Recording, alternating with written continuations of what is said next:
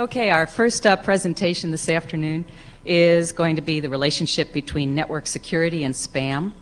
And I'm sure some of you probably get as much spam as you do real mail and are probably very interested in how AOL is combating this. So I'd like to introduce Carl Hutzler, who's been at AOL for about 3 years. And in that time, he's been the director of their anti-spam group. Carl? Thank you. I want to just start off and apologize for the artwork here. I couldn't figure out how to get rid of it. If I would have taken it off. So my apologies. I wanted to thank this group in particular for inviting me. I am not a network engineer, and when I talk to some of the people at the breaks in this crowd, I really feel like I'm overwhelmed with the amount of knowledge that's out here that just completely goes over the top of my head. But I do want to thank you guys for allowing me to talk for a couple of minutes about a problem that I think overlaps both of our areas of expertise. Just a quick couple of numbers that are interesting. AOL currently blocks about 80% of the mail that's attempted at our front door. Some days more, some days less. Some days up to 2.4, 2.5 billion a day, which is an actually astronomical number from anybody's point of view. The number of emails has doubled pretty much every year for the last 6 years. And of course our members not only complain about it because of the fact that it's in their inbox, something that they have to go through, but of course some of it is more on the questionable content side of things. This is a graph that shows just a little bit in terms of over the last year and a half or so how much mail has been attempted, which is the red bar line, versus the blue line, which is how much mail we actually deliver to our membership. And you can see how much that's gone up over time. Sorry if you can't read the scale. The top of that shows about 2 billion or so that are attempted each day.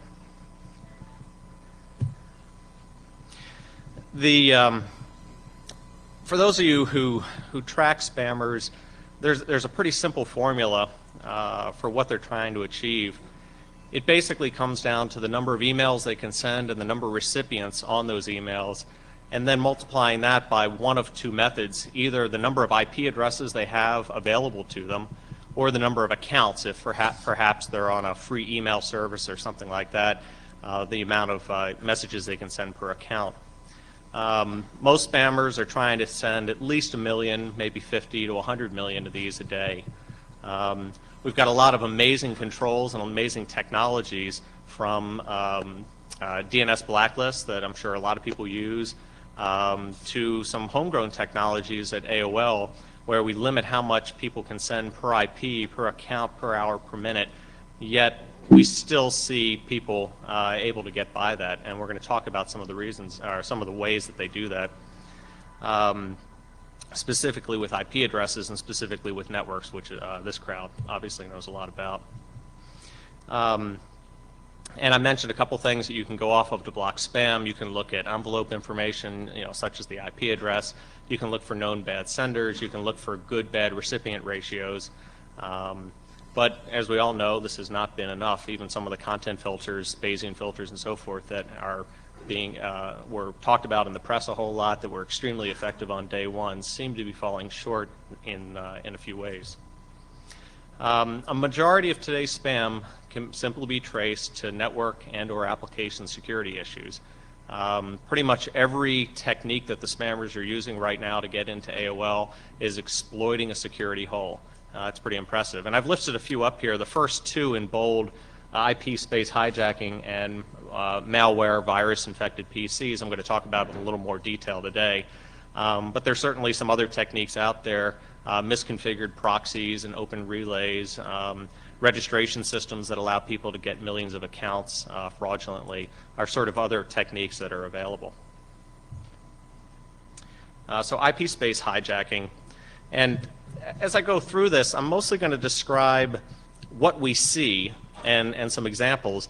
I actually don't have solutions. I'm looking for a good question and answer session at the end of this, and maybe some hallway discussions outside on some ways that we can go about preventing this type of activity.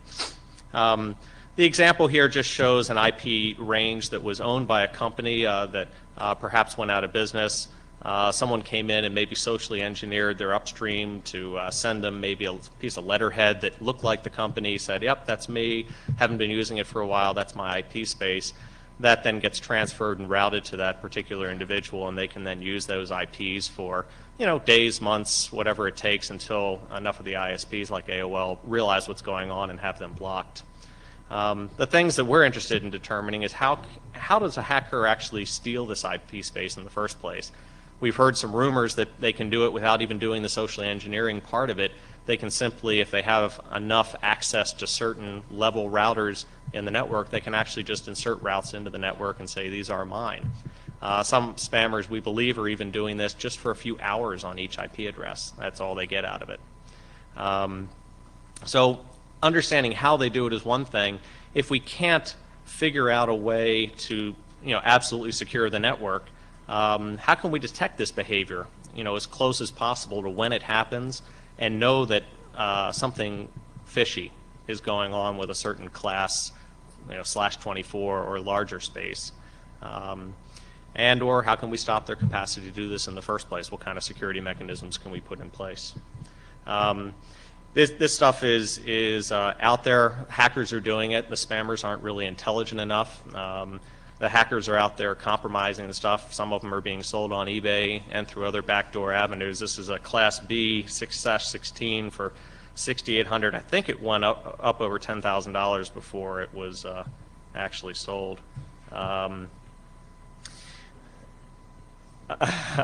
So, and this happens quite a bit.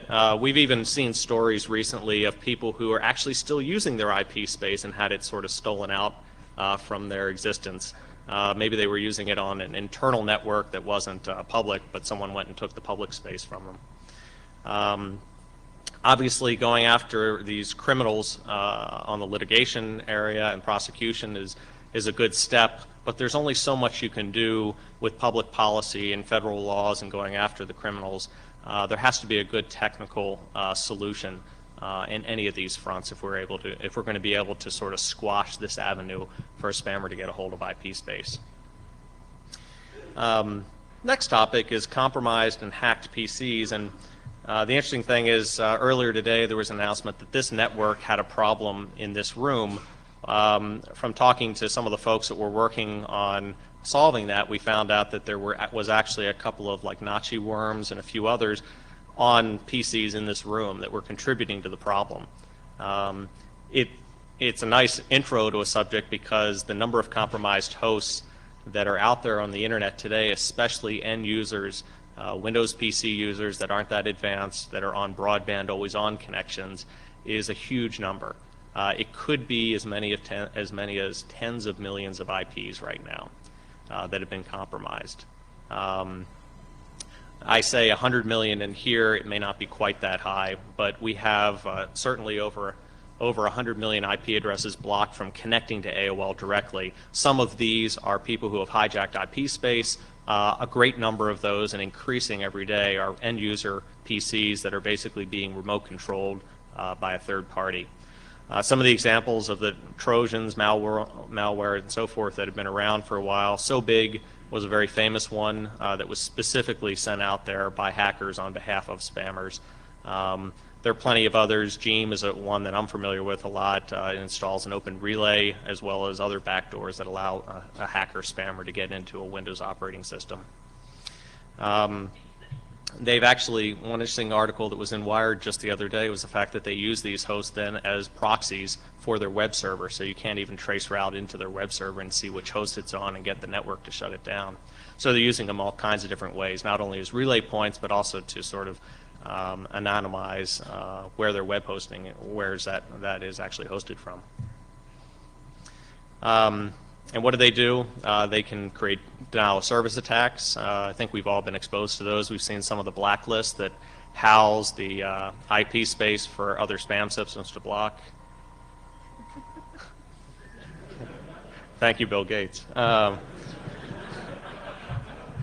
We've seen that happen more and more recently. There have been some great grassroots efforts that have been taken down because of denial of service attacks.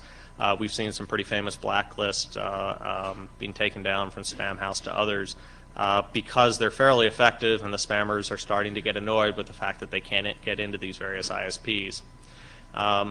We believe also that people are using these IPs and compromised accounts from these IPs to register fraudulent accounts. We know that for a fact at AOL because we have this problem on our free mail system, but they're also perhaps doing it at eBay and maybe listing a few thousand auctions that you might not get your goods on if you bid on. They're avoiding, essentially with all these techniques, the ability to find out who it is that's doing it. There's almost no track record through these open proxy infected hosts of what IP connected. You sort of have to have the host and be sniffing on the traffic stream to have any idea of what's going on. And I mentioned a couple others, but we definitely have seen a shift towards the criminal element in the world of hacking and spamming recently. I mentioned free email accounts. I know this is impossible to read, but basically it shows a log of accounts being created all with the same type of random character string. It shows them being created once every couple of seconds from various IP addresses all over the internet. These are open proxy machines that have been compromised by the hackers. Many of them are, broadband IPs at, my own ISP like Roadrunner to, Verizon and Adelphia, and, pretty much everybody has them. Even educational units and office networks have these machines running. And the graph in the background just shows the amount of spam, being sent out by this guy through our system over time. The big question here is, what do we do about the problem? And there are a couple of areas of concern. One is, how do you detect them? How do you know when something's wrong with a machine? What things could we do better as a group to protect our end users? We've given them driver's licenses. They can get in the car and drive, but they don't know how the fuel injection system works necessarily. I don't think we can count on any operating system vendor to fix all of the faults. Yes, we can patch more. Yes, we can do some things in that area, but the fact is every operating system, bind, DNS, routers, everything that's out there sort of has exploits. There needs to be a pretty good effort made in terms of preventing the infections in the first place, or perhaps detecting them after they do take place. And then the big policy question for a lot of ISPs is, what do you do with 20,000 PCs on your network at $50 a month for a cable modem service that are infected with a virus? Very tough decision to shut them down. It might seem easy from a technical standpoint. Of course, if someone's Trojaned and operating an open relay on your network, the general sense is shut that machine down, except on the volumes we're seeing, especially with some of the worms that have started in the last 2 to 3 weeks, specifically to distribute open proxies for spammers. The problem is getting worse by orders of magnitude. So just quickly, conclusions. Large ISPs, AOL included, have a pretty sophisticated set of blocking and rate limiting and other filtering technologies. We're forcing spammers to move around to find new methods. We've seen, over the last couple of months, I think you all have seen a definite escalation in the technology war and the sophistication that they're using. This is directly because of the things that the ISPs are doing to stop the spam. In order to blend in, the spammers are having to find more IP space, and likely what they're doing now is to find that ISP space and try and blend in with actual user traffic coming through the main mail servers at various ISPs. They can blend in with smaller rates because they have such a huge collection of IPs, and it's very hard to differentiate a single IP address that sends 2 or 3 emails from a normal user that does sort of the same thing. Plus, it's very difficult to block a main mail server at a large ISP. There's a lot of legitimate traffic on that. You can't use the old techniques of what a DNS block list would provide. You almost have to have a technology that can pick out, one particular spammer from a whole group of legitimate mail, and that becomes very difficult using some of the content-based filtering technologies that the spammers are finding ways around. And I think it's no secret at this point that the spammers are employing hackers to do this for them. I have met many spammers in my time and talked to many on the phone. None ever strike me as past the 8th grade in terms of educational background.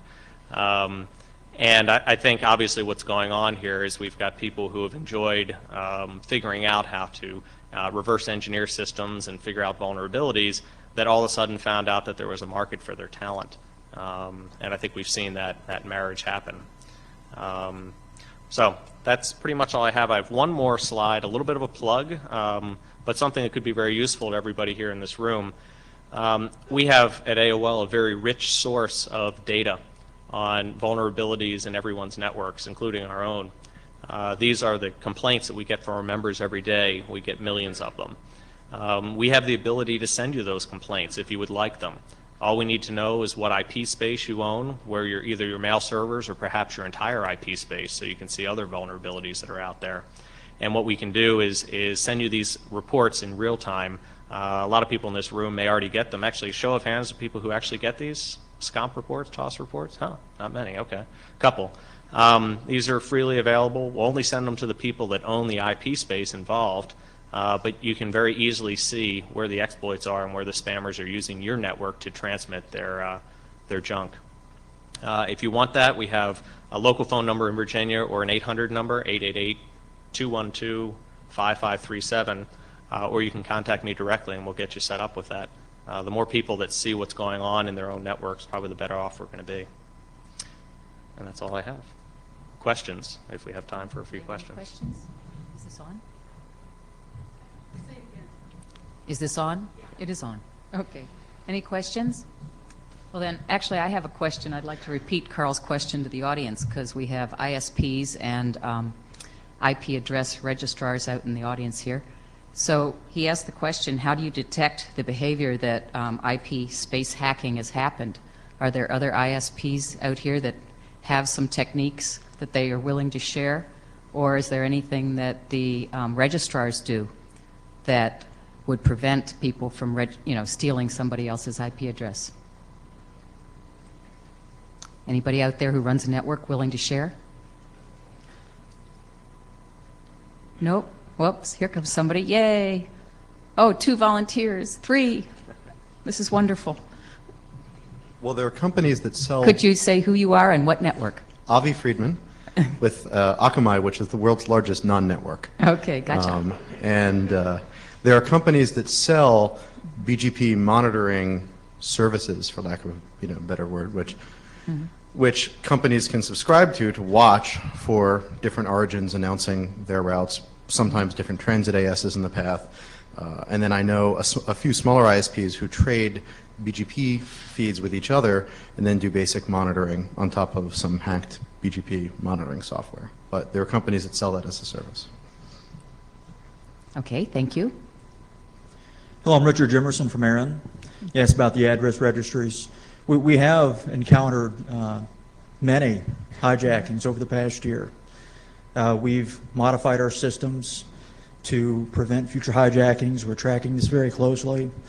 We have information reported to us on a regular basis from several different sources. There's a hijack mailing list out there. And we're working very closely with federal law enforcement agencies to track these folks down and make sure that they don't continue with this activity.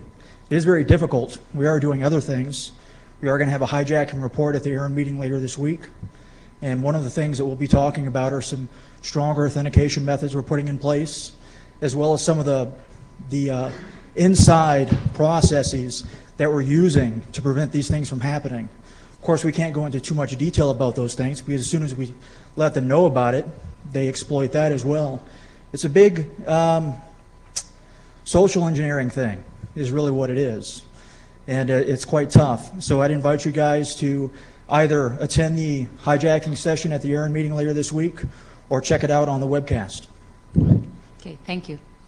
Yes? Owen DeLong, Tell Me Networks. There's actually 2 levels of hijacking that are at issue here. The one Richard is talking about is where people are actually hijacking registrations of IP blocks and then advertising them. The other level is where people are just advertising it into BGP even though they don't own it or even claim to own it in the registry. The latter could partially be dealt with through better use of IRRs than is currently practiced, but that requires two things. Number one, it requires more people to accurately register their routes and policy in the IRRs, and number two, it requires people to use the tools and take better advantage of the IRRs in configuring their filtration on their routers. I suspect number two has largely not happened due to the lack of number one. Thank you. I think, Randy, you're next, and then we'll just alternate rows. Randy Bush, IIJ. In the long run, as the previous person said, there are two parts. One is the registration and ownership of the route and attestation thereof, and that gets back to X509 certs, et cetera. Not so much the hijacking by stealing it from the registry, but being able to tell a router that's a BGP speaker, I own this prefix. And secondly is the protocols between the routers, so that we know that comes from and passes through routers that it's supposed to, and people should remember the secure BGP session from Salt Lake City. And maybe you'll be speaking about this with your panel next, I hope? No. No? Oh, why not? Simple router security? Not so much. Because this is not simple router security, this is changes to the BGP protocol to have the BGP attest to the correctness of the routing announcements, as opposed to just Hardening your router. basic hygiene. Okay. Thank you. Yes. Extraordinarily complex BG security, not simple. Todd Underwood from Renesas. We're one of those companies that does real-time alarming on BGP, and it turns out it's really useful, but it's really hard to do, and it's hard to do fast. And so, and I think what you find, or what we find, is that these two kinds of hijackings are difficult to tell apart. One of the things that we've seen in hijackings is people will complain. We maintain historical data back to January 1st, 2002. And people will come on the hijacking list or come on NANOG and say, somebody's hijacked my space, oh my God, oh my God. And we look at it and say, yeah, they've been announcing that for 4 months. Like, yeah, they did hijack your space. They did it 4 months ago, and you just noticed. And I think it's what happens to a lot of people is there's a prefix or there's an allocation or a part of an allocation that they just don't use. And it's easy to figure out that they don't use, and you advertise a more specific for a part of that clearly hasn't been allocated in their networks. And then, you know, that works for a long time. Is there any social engineering needed in order to have access to a certain router at a certain level in the structure of the internet to pull this off? In other words, do you have to have, you know, somebody on the take or somebody you've engineered to sort of trust you, or can you just do it blindly? Is there a way to sort of track back to the guy who actually did this, or shut down that offending ISP from actually connecting to you in the future if they continue that? If you have the history of the announcements, which we do, and some other people keep at least reasonably coarse-grained, we keep it at a 1-second level, some people do it at a 24-hour level, but if you have the history of the announcements, certainly announcements are public, right? You tell everybody you know, but to the question of whether social engineering is required, it frequently isn't. There's a bunch of people who just accept announcements from everyone, and there's a bunch of other people who accept announcements from them. So it goes back to this web of distrust that we talked about. Is that a something that we need to close as a industry, this sort of blind trust of, or is it a requirement technically that we have to have that? This is a frequently asked question. Yes, everybody agrees it should change, right? Okay. Thank you. Next speaker or comment. Okay, William Lipson, Elan Networks. I guess I'm going to speak for Complete Whois, which maintains a list of known hijacked IP space. And I have to say that one of the biggest social engineering problems is that some of the people here can address is that people know that they have a IP space and they forget about it. And these are usually network engineers who used to be responsible for that IP space. So people have to remember that whenever they switch company, or whenever one company is no longer operating, they have to remember to return IP space to RRR. If they know that if there are people here who were responsible before for IP space for some company that does not exist anymore, I would like you to check whether you are still listed as responsible party. And if it's not, check what the record looks like right now. I mean, this is going to help a lot in trying to find what are the other IP blocks that might have been hijacked. And for those that we know, we do investigations of those hijacked IP space, and afterwards either report them to ERR or make sure that it's fixed before being reported if it's a small problem, or list them on the website and let everyone know, and then people can decide on their own whether they want to block that IP block or do something else. Okay, thank you. Yes?